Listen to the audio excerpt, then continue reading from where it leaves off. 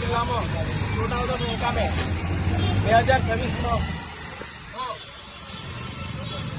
હોળીના તહેવારમાં આજે હોળીથી પહેલા સાપ્તાહિક જે ભંગોરિયા ભરાય છે જે આજે શનિવારના રોજ છોટાઉદેપુર મુકામે વિશાળ સંખ્યાની અંદર આદિવાસી સંપ્રદાયના લોકો ખૂબ ઉત્સાહથી આજે ભંગોરિયાની અંદર આજે ખૂબ આવ્યા હતા અને આ ભંગોરિયાનો ખાસ મહત્વ શું છે?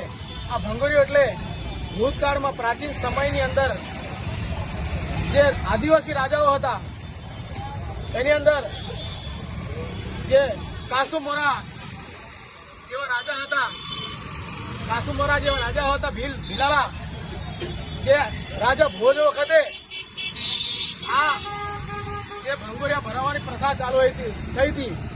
આજથી હજારો વર્ષ પહેલા અમારા સમાજની અંદર આદિવાસી સમાજના સંપ્રદાયના અનેક ટ્રાઇબલ વિસ્તારની અંદર છોટાઉદેપુર જિલ્લો હોય એ મધ્યપ્રદેશને અડીને આવેલા અલીરાજપુર જિલ્લો હોય, ઝાપા જિલ્લો હોય, એ જિલ્લાની અંદર રાજા ભોજ વખતે આની શરૂઆત થઈ હતી. અને આજે આ 2026ની અંદર આ જે મેળો ભરાયો હતો છોટાઉદેપુર શનિવારનો ભંગોરિયો, એમાં આજુબાજુના જે છોટાઉદેપુરમાં વસતા આદિવાસી સમાજના સંપ્રદાયના લોકો ભીલાલા, નાયકા અને રાઠો ફક્ત આ ભંગોરિયાનો તહેવાર ઉજવતા હોય છે.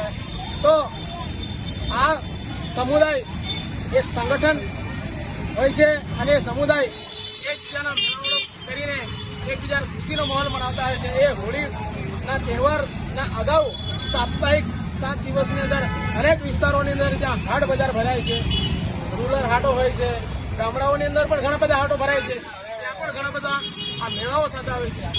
તો આજે છોટાઉદેપુર મુકામે ખૂબ વિશાળ સંખ્યાની અંદર આદિવાસી સમુદાયના લોકો આજે એકઠા થઈ અને પોતાના વેશભૂષાની અંદર પોતાના વાજિત્રો સાથે આજે વાંસળી હોય કે ઢોલ નગારા હોય અને પોતાના જે પહેરવેશ છે, પોતાનો જે આદિવાસી સમાજનો જે પહેરવેશ પહેરી અને આજે ખૂબ મોટી સંખ્યાની માતા, બહેનો, ભાઈઓ, વડીલો ખૂબ મોટી સંખ્યાની અંદર આજે એકઠા થયા હતા.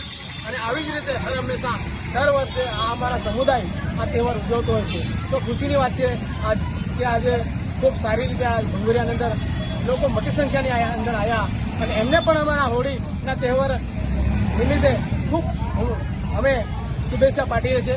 જોહાર, આદિવાસી, ભારત માતા કી જય, વંદે માતરમ.